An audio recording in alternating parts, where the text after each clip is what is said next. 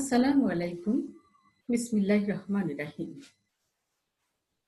আমি ডক্টর ইয়াসমিন আক্তার শারমিন, অধ্যাপক, ইসলামের ইতিহাস ও সংস্কৃতি বিভাগ, রাজশাহী কলেজ। অনলাইন ক্লাসে তোমাদের স্বাগত জানাই। কেমন আছো তোমরা?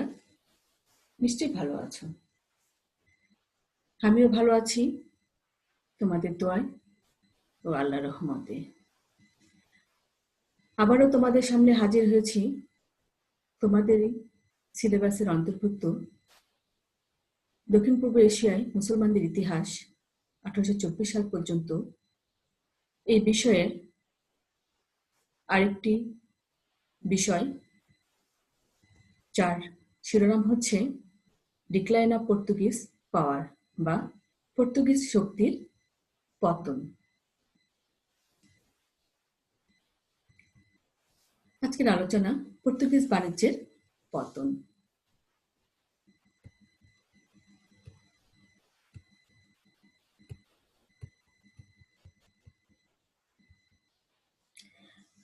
প্রথমে আমরা খুব সংক্ষিপ্তভাবে জেনে নিই পর্তুগিজদের পরিচয়। ইউরোপের আইবেরিয়ান উপদ্বীপের পুরাতন একটি দেশ বা ছোট্ট একটি দেশ পর্তুগাল, যেটা আটলান্টিক মহাসাগরের তীরে অবস্থিত। স্পেনের লাগোয়া একটি দেশ। এই অঞ্চলের অধিবাসীদেরকেই পর্তুগিজ বলা হয়। এই দেশটির পূর্ব উত্তর দিকে স্পেন এবং পশ্চিম ও দক্ষিণ দিকে আটলান্টিক মহাসাগর। পর্তুগিজদের দেশ পর্তুগাল 8ম শতকে মুসলমানরা যখন স্পেন জয় করে নেয়, তখন পর্তুগালও মুসলমানদের অধীনে চলে আসে। কিন্তু 13শ শতকের মধ্যভাগে এই উপদ্বীপটি একটি স্বাধীন রাজ্যে পরিণত হয়।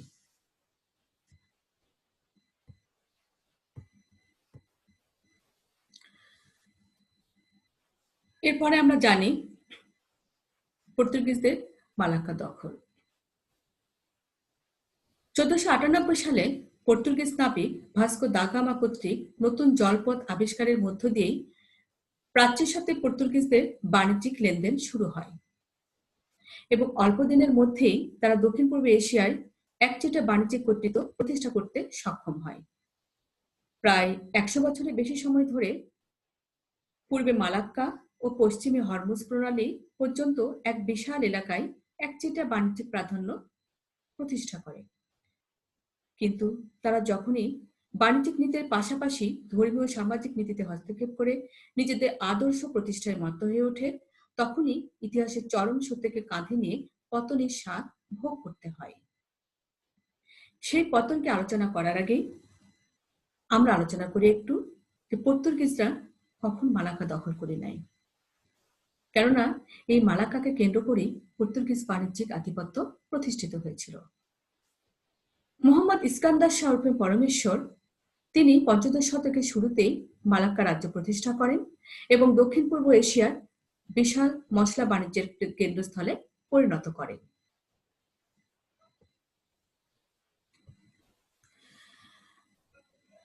এখানে মুসলিম শাসন প্রতিষ্ঠিত হওয়ার পরে মুসলমানরা বা মুসলমান বণিকেরা পুরো মশলা বাণিজ্যই নিয়ন্ত্রণ করত। এই নিয়ন্ত্রণ প্রতিষ্ঠা এবং মুসলমান সালতানাত প্রতিষ্ঠার শেষের দিকে পর্তুগিজদের আগমন ঘটেছিল এই অঞ্চলে। বিশেষ করে পর্তুগিজ ভাইসরয় আল বুকার্ক, তিনি মালাক্কা বন্দরের প্রতি দৃষ্টি দেন এবং মালাক্কা বন্দর দখল করে নেওয়ার জন্য 1511 সালের 24শে আগস্ট তিনি মালাক্কায় অভিযান পরিচালনা করেন এবং তিনি মালাক্কা বন্দর দখল করে নেন।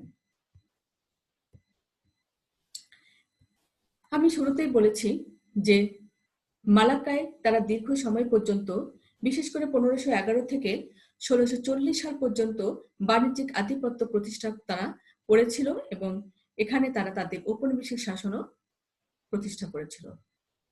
কিন্তু তারপরও তাদের পতন হয়েছিল। এই পতনের জন্য তাদের বিভিন্ন ধরনের ব্যর্থতা উল্লেখযোগ্য ছিল বলে মনে করা হয়। আমি একে একে সেই কারণগুলি আলোচনা করব। শুরুতে তোমরা একটু দেখে নাও কারণগুলি কিরকম ছিল বা কত ভাগে বিভক্ত ছিল। প্রশাসনিক দুর্বলতা, কর্মচারীদের দুর্নীতি, কেন্দ্রভাবে অযোগ্য শাসক নিয়োগ দেওয়া, ত্রাসের রাজত্ব কায়েম করা, পরিবহন বাণিজ্যে দুর্নীতি, শুধুমাত্র বাণিজ্যিক কারণে মালাক্কা বন্দর দখল, খ্রিস্ট ধর্ম প্রচারে বাড়াবাড়ি, খ্রিস্টান মুসলিম দ্বন্দ্ব, পর্তুগিজদের ধর্মান্ধতা, মিশ্র বিবাহ, অন্যান্য রাজ্যের সাথে বিবাদ, ক্ষমতাকে সম্প্রসারণ না করা, জনকল্যাণকামী না হওয়া, 1580 সালে স্পেন ও পর্তুগালের সংযুক্তি এবং ইউরোপের অন্যান্য বণিকদের প্রতিদ্বন্দ্বিতা। এই সকল বিভিন্ন কারণ ছিল পর্তুগিজদের পতনের জন্য দায়ী। আমরা এখন প্রতিটা কারণ বিশ্লেষণ করব বিস্তারিতভাবে। প্রথমে আছে প্রশাসনিক দুর্বলতা। বলা হয় এটি একটি অন্যতম কারণ। প্রশাসনিক দুর্বলতা পর্তুগিজদের পতনের অন্যতম কারণ ছিল। পর্তুগিজ কোম্পানি দক্ষিণ পূর্ব এশিয়ায় সরকারিভাবে সুযোগ সুবিধা হতে বঞ্চিত ছিল। তাছাড়া পর্তুগাল সরকার স্বয়ং প্রাচ্যের ঔপনিবেশিক কর্মকাণ্ড পরিচালনা করতেন। পথের দূরত্বের কারণে প্রয়োজনের সময় সময়োপযোগী সহযোগিতা ও তত্ত্বাবধান করতে পারতেন না। কোম্পানিকে দীর্ঘ সময় ধরে প্রতি পদে পদে রাষ্ট্র নির্দেশের অপেক্ষায় থাকতে হতো। ফলে পর্তুগিজদের প্রশাসনিক ভিত্তি দুর্বল হয়ে পড়ে। কর্মচারীদের দুর্নীতি, এটিও পতনকে ত্বরান্বিত করে। কর্মচারীদের দুর্নীতি অনেক বড় একটি পতনের কারণ ছিল। কর্মচারীরা যাতে দুর্নীতিপরায়ণ না হয়ে সেজন্য বণিকদেরকে সরকার কর্তৃক ব্যবসায়ী পণ্য নির্দিষ্ট করে দেওয়া হলেও উপনিবেশে অবস্থিত সেনা ও কর্মচারীদের উপর পর্তুগিজ কর্তৃপক্ষের নিয়ন্ত্রণ ছিল না। পর্তুগিজ কর্মচারীরা দুর্নীতিগ্রস্ত হয়ে পড়ে। পর্তুগিজ সেনারা যুদ্ধে মন না দিয়ে ব্যক্তিগত ব্যবসায় লিপ্ত হয়। ফলে তাদের পতনের রাস্তা ক্রমশ সুগম হতে থাকে। কেন্দ্রভাবে অযোগ্য শাসক নিয়োগ দেওয়া। কেন্দ্রভাবে অযোগ্য শাসক নিয়োগ দেওয়া হয়েছিল বলেও অনুমান করা হয়।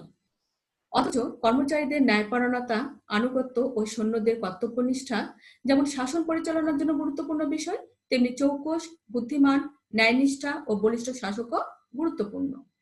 অথচ কর্মচারীদের আনুগত্যের অভাবের পাশাপাশি আলবুকার্কের পরবর্তী সকল শাসকই ছিলেন অযোগ্য, দুর্বল ও দুর্নীতিপরায়ণ। ফলে রক্ষক ভক্ষক হলে পতন অবসম্ভাবী হয়ে ওঠে। ত্রাসের রাজত্ব কায়েম করা। পর্তুগিজরা 16 শতকের 30-40-এর দশকে উপকূল বন্দর সহ সর্বস্তরে বাণিজ্য অপেক্ষা জলদস্যুতা, লুটতরাজ, ডাকাতি, নারী অপহরণ প্রভৃতি অপকর্মের মাধ্যমে ত্রাসের রাজত্ব কায়েম করে। ফলে দেখা যায় যে তাদের পতন ক্রমাগতই এগিয়ে আসে। কেননা সততা, ভালোবাসা ও জনহিতকর কার্যাবলী শাসন ক্ষমতাকে পাকাপোক্ত করে তোলে। অথচ পর্তুগিজদের মধ্যে কোনো মানবিক মূল্যবোধই ছিল না। তারা বিভিন্ন ধরনের অপকর্মের মাধ্যমে এই অঞ্চলে ত্রাসের রাজত্ব কায়েম করেছিল। ফলে জনসাধারণও তাদের উপর ক্ষিপ্ত হয়ে ওঠে। এইরকম পরিস্থিতিতে শক্তি ও প্রভাব দ্রুত হ্রাস পেতে থাকে। 19বিংশ শতাব্দীর বিশ্ববিখ্যাত ব্রিটিশ ঐতিহাসিক জেমস মিল মন্তব্য করেন, পর্তুগিজরা প্রধানত ব্যবসা করার জন্য বিদেশে যেত, কিন্তু ওই সময়ের ডাচ ও ইংরেজদের মতোই সুযোগ পাওয়া মাত্রই লুণ্ঠন করত। ফলে পর্তুগিজদের পতন আরো দ্রুত থেকে দ্রুততর হয়।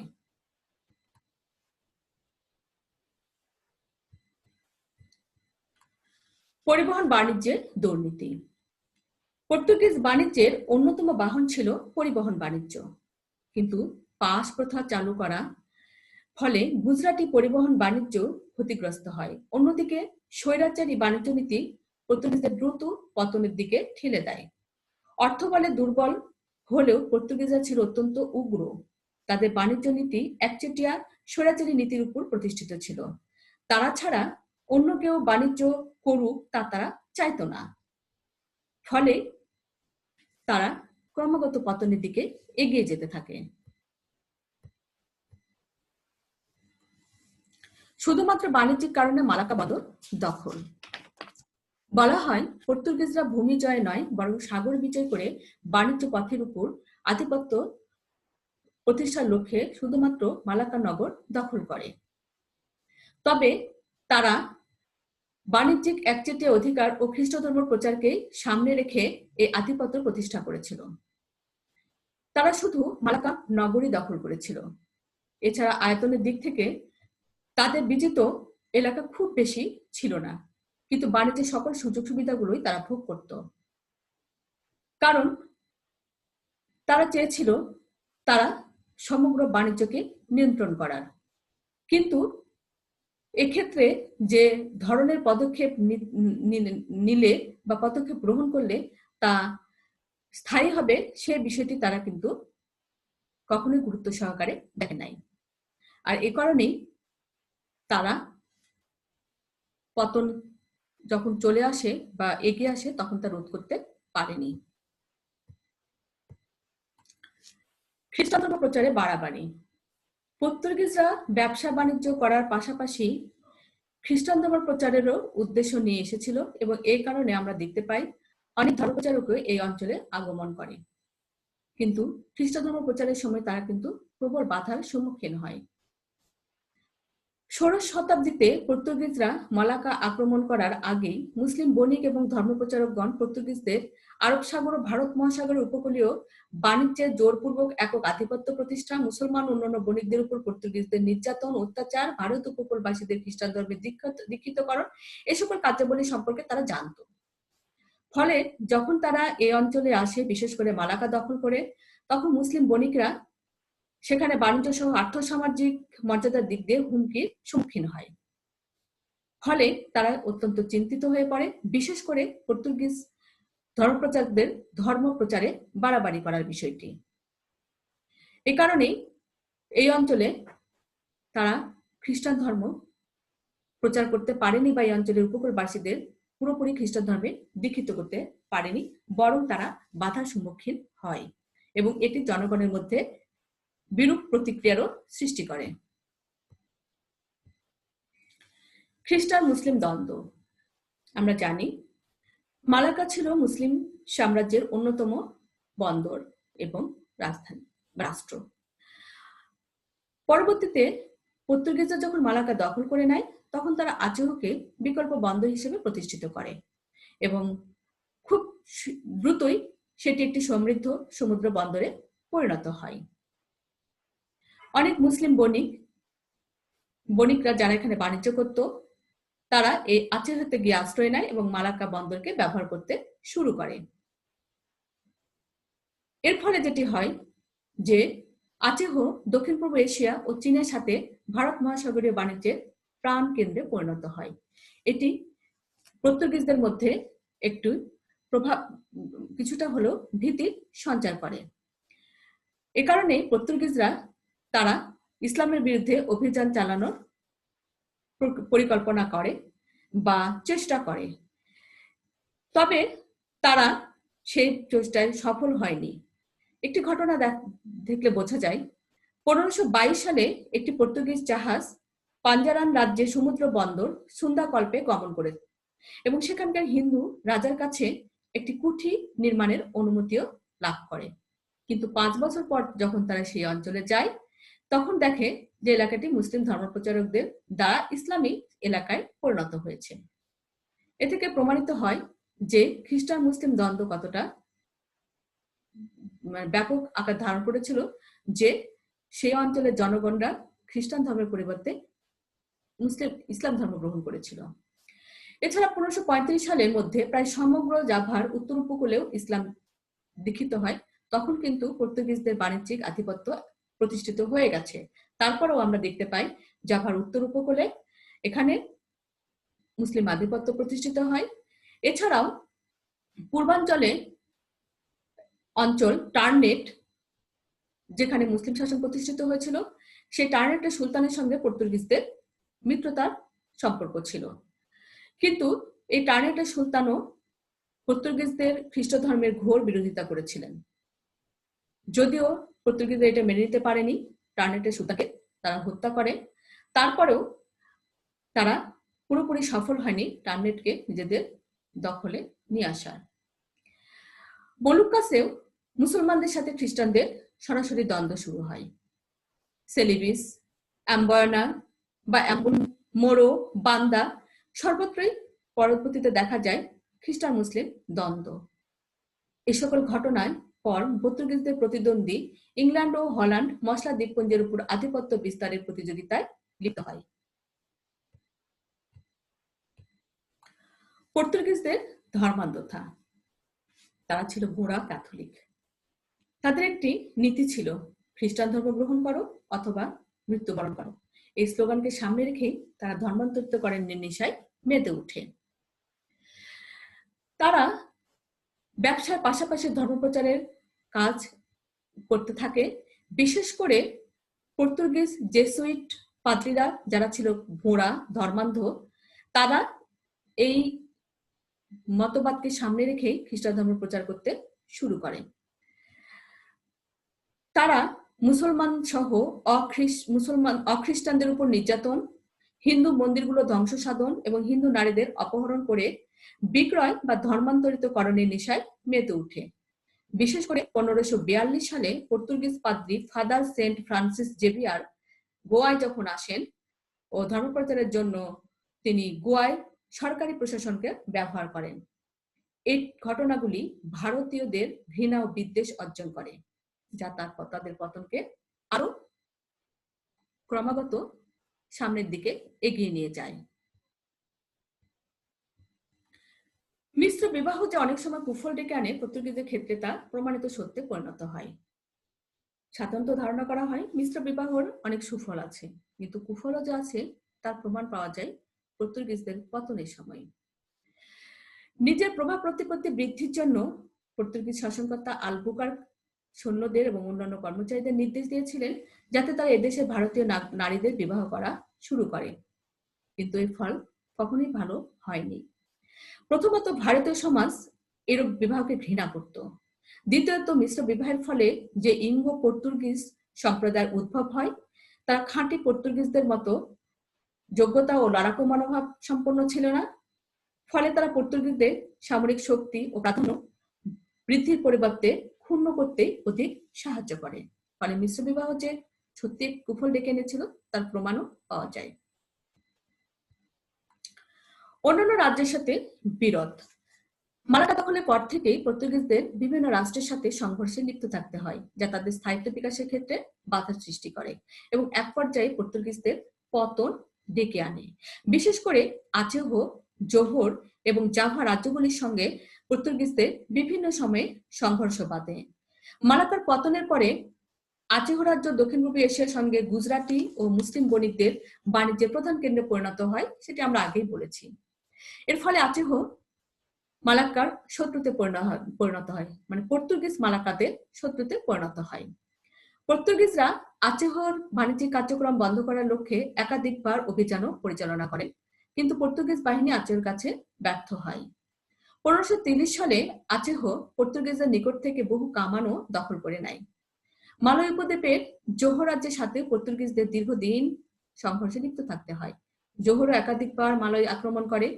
এ সকল আক্রমণ প্রতিহত করার জন্য পর্তুগিজদের প্রচুর অর্থ ব্যয় করতে হয় এবং দীর্ঘ সময় যুদ্ধে লিপ্ত থাকার কারণে মালয়ের জনগণ, বিশেষ করে মালাক্কার জনগণের মধ্যে একটা প্রতিকূল ধারণারও সৃষ্টি হয়।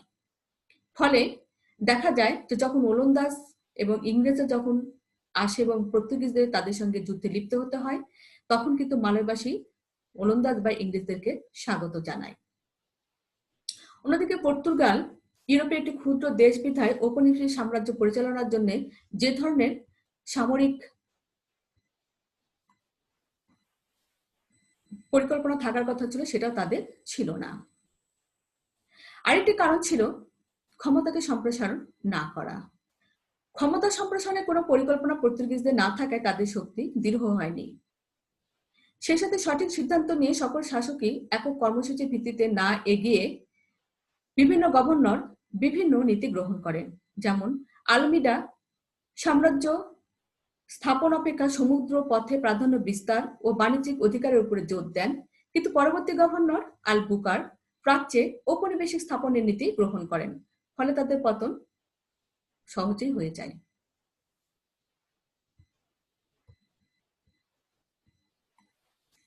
জনকল্যাণকামী না হওয়া। পর্তুগিজরা কখনো জনগণের কল্যাণকামী হিসেবে আস্থাভাজন হতে পারেনি, কারণ তারা শুধু শোষণই করেছে, তারা কোনো প্রজারঞ্জক শাসক হিসাবে নিজেদের প্রতিষ্ঠিত করতে পারেনি বা প্রজাদের জন্য তারা কোনো ধরনের কাজ করেনি। শিক্ষা ও যোগাযোগ ব্যবস্থা সহ জনহিতকর কার্যাবলী ক্ষেত্রে তারা পিছিয়ে ছিল, তারা শুধু নিজেদের প্রয়োজনেই তারা এই কাজগুলি করেছিল। এতে তাদেরকে জনগণ শোষক হিসাবে গ্রহণ করেছিল, ফলে জনকল্যাণকামী না হওয়ার কারণে তারা যখন ওলন্দাজদের দ্বারা আক্রান্ত হয় তখন কিন্তু জনগণ তাদের পক্ষে দাঁড়ায়নি, বরং ওলন্দাজদেরকে স্বাগত জানিয়েছিল। 1580 সালে পর্তুগাল ও স্পেনের সংযুক্তি, এটি একটি খুবই গুরুত্বপূর্ণ ঘটনা। ইউরোপে পর্তুগালের পতন পর্তুগিজদের সর্বান্তকরণে পরাস্ত করে যখন পর্তুগাল ও স্পেনের সংযুক্তিটা হয়।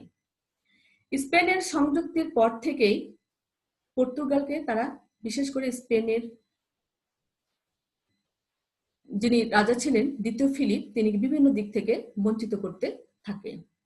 স্বাধীন সত্তা বলে আর কিছুই ছিল না পর্তুগালের। প্রাচ্যে পর্তুগিজদের উপনিবেশী রক্ষার ব্যাপারেও স্পেন সরকার মোটেই আগ্রহী ছিল না। স্পেনীয় রাজার এই বিমাতাসুলভ আচরণ এবং ধন সম্পদে সমৃদ্ধ পর্তুগালের স্বার্থ মারাত্মকভাবে বিপর্যস্ত হয়। 1580 থেকে 1640 সাল পর্যন্ত স্পেনীয় শাসনাধীনে থাকায় পর্তুগিজদের নৌশক্তিও কিন্তু মারাত্মকভাবে ব্যাহত হয়। দুর্বল নৌশক্তি নিয়ে ওলন্দাজ ও ইংরেজদের মোকাবিলা করা, ব্রাজিল থেকে মলুক্কাস পর্যন্ত বিশাল বাণিজ্য সাম্রাজ্যের সুষ্ঠু রক্ষণাবেক্ষণ করা সম্ভব ছিল না। এই নৌশক্তির দুর্বলতার ফলেই মালয় দ্বীপপুঞ্জের প্রবেশাধিকার থেকে তারা ছিটকে পড়ে। পর্তুগাল স্পেনের অঙ্গরাজ্য হয় লিসবন সরকারের পক্ষে প্রাচ্যে উপনিবেশিক শাসন রক্ষা করা সম্ভব হয়নি, ফলে পর্তুগিজদের পতন আরো দ্রুত এগিয়ে আসে।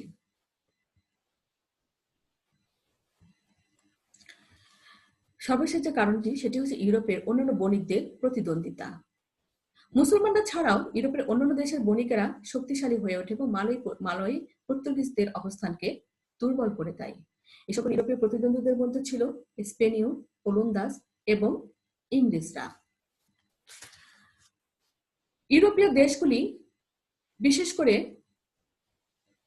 প্রিন্স হেনরি দ্য নেভিগেটরের পৃষ্ঠপোষকতায় যখন পর্তুগিজ নাবিক ও ভৌগোলিকরা আফ্রিকার পশ্চিম উপকূলীয় বিভিন্ন দ্বীপ আবিষ্কার করে তাদের দখলে নিয়ে আসতে থাকে, তখন স্পেনের রানী ইসাবেলা পৃষ্ঠপোষকতায় কলম্বাস ভারতে আসার জলপথ আবিষ্কার করে। ফলে স্পেন ও পর্তুগালের মধ্যে মতবিরোধ দেখা দেয় কে কোন পথে অগ্রসর হবে। এই পরিপ্রেক্ষিতে পোপ দুই প্রতিদ্বন্দ্বীর জন্য দুটি সমুদ্রপথ নির্দিষ্ট করে দেন। স্পেনীয়রা দক্ষিণ পশ্চিম সমুদ্রপথ এবং পর্তুগিজরা দক্ষিণ পূর্ব সমুদ্রপথ ব্যবহার করবে। ফলে এই বিভাজনে স্পেন এবং পর্তুগাল উভয় সন্তুষ্ট হয়ে সমুদ্রপথে জাহাজ পরিচালনা করে। কিন্তু 1521 সালে যখন ম্যাজেলান নামক জনৈক স্পেনীয় অভিযাত্রী বিশ্বভ্রমণ পরিক্রমার পশ্চিম সমুদ্রপথে ভারত মহাসাগর উপনীত হন এবং ফিলিপাইন দ্বীপপুঞ্জে উপনীত হন, তখন থেকে শুরু হয় ইউরোপের অন্যান্য বণিকদের সঙ্গে পর্তুগিজদের প্রতিদ্বন্দ্বিতা। কেননা পর্তুগিজ অধিকৃত অঞ্চলগুলির উপরে স্পেনীয়রা দাবি করতে থাকে। আর এই অবস্থাতে আমরা দেখতে পাই ইংরেজ ফরাসিদের সাথে এবং সেই সাথে ডাচদের সাথে পর্তুগিজদের বিরোধ, এবং এই বিরোধে পর্তুগিজরা কখনোই টিকতে পারেনি। কারণ ইতিমধ্যে আমরা দেখে নিয়েছি পর্তুগিজদের পতনের জন্য যে কারণগুলি দায়ী ছিল, সেই কারণগুলির পরিপ্রেক্ষিতে পর্তুগিজরা ক্রমাগতই পতনের দিকে এগিয়ে গেছে। সর্বোপরি সর্বশেষ আঘাত আসে যখন আমরা দেখতে পাই ইউরোপের অন্যান্য দেশগুলি, বিশেষ করে ওলন্দাজরা যখন এই অঞ্চলে বাণিজ্য করার জন্য আসে, তখন তারা পর্তুগিজদের সরানোর প্রচেষ্টা করতে থাকে এবং পর্তুগিজরা বাধ্য হয় ওলন্দাজদের কাছে হেরে যেতে। প্রায় 100 বছরে একচেটিয়া বাণিজ্য নীতি প্রতিষ্ঠিত থাকলেও শেষ পর্যন্ত তারা পতন রোধ করতে পারেনি। পর্তুগাল ইউরোপের একটি ক্ষুদ্র দেশ বিধায় ঔপনিবেশিক সাম্রাজ্য পরিচালনার জন্য যে ধরনের সামরিক শক্তি অর্থবলের প্রয়োজন ছিল তা তাদের ছিল না। তদুপরি স্থল শক্তির পরিবর্তে তারা শুধুমাত্র নৌবলের শক্তির উপরই নির্ভরশীল ছিল। অন্যদিকে পর্তুগিজ কর্তৃক প্রাচীন ব্রাজিল আবিষ্কৃত হলে তারা প্রাচ্য অপেক্ষা প্রতীচ্যের প্রতি বেশি ঝুঁকে পড়ে। ফলে স্বাভাবিকভাবে প্রাচ্যের উপনিবেশগুলি একের পর এক তাদের হাতছাড়া হয়ে যায়। অতএব পতন যখন চলে আসে সে পতন তারা ঠেকাতে পারে না। তাই বলা হয় আর্থিক, রাজনৈতিক ও সামাজিক দুর্বলতা পর্তুগিজ বাণিজ্যের পতনকে আরো ক্রমাগত এগিয়ে নিয়ে যায় এবং শেষ পর্যন্ত তাদের পতন ঘটে। তবে এই পতনের জন্য ঐতিহাসিক সত্যতাও দায়ী ছিল। আর এই মতবাদের যিনি প্রবক্তা ছিলেন সেই প্রখ্যাত সমাজবিজ্ঞানী এবং ঐতিহাসিক ইবনে খালদুন বলেছেন, যে কোনো রাজবংশের স্থিতিকাল 100 বছর এবং ক্ষমতা সম্পন্ন রাজবংশকেও সাম্রাজ্য প্রতিষ্ঠা, শান্তি শৃঙ্খলা বিধান, গৌরবোজ্জ্বল অধ্যায়ের সূচনা, ক্রমাবনতি ও পতন এ তিনটি নির্দিষ্ট অধ্যায়কে অতিক্রম করতে হবে এবং যুগে যুগে সেটাই ঘটে এসেছে। অতএব পর্তুগিজদেরও এক্ষেত্রে ব্যত্যয় কোনো ঘটেনি, তারাও সেই ঐতিহাসিক সত্যতার সম্মুখীন হয় এবং তাদের পতন ঘটে। সুপ্রিয় শিক্ষার্থীবৃন্দ, আমরা আজকে আলোচনা করলাম পর্তুগিজ বাণিজ্যের কিভাবে পতন ঘটে, যে পর্তুগিজরা দীর্ঘ সময় পর্যন্ত এই অঞ্চলে বাণিজ্যিক আধিপত্য প্রতিষ্ঠা করেছে, ঔপনিবেশিক শাসন তারা কায়েম করেছে এবং বলতে গেলে ইউরোপের সঙ্গে দক্ষিণ পূর্ব এশিয়ার যে সামুদ্রিক বাণিজ্য যা তারা পুরোপুরি নিজেদের দখলে নিয়ে এসেছিল, সেই পর্তুগিজ বাণিজ্যেরও পতন ঘটে, তাদেরও এই অঞ্চল ছেড়ে চলে যেতে হয়। আর এই পতনের জন্য যে কারণগুলি দায়ী ছিল সেই কারণগুলি সম্পর্কে আমরা আলোচনা করলাম। আশা করছি এই আলোচনার মাধ্যমে তোমরা পর্তুগিজদের পতনের বিষয়টি আরো সুন্দরভাবে বুঝতে পারলে এবং তোমরা অনুধাবন করতে পারলে যে কোনো শক্তি টিকে থাকতে গেলে কি ধরনের পদক্ষেপগুলি নিলেই কেবলমাত্র তা দীর্ঘ সময় টিকে থাকা সম্ভব হয়।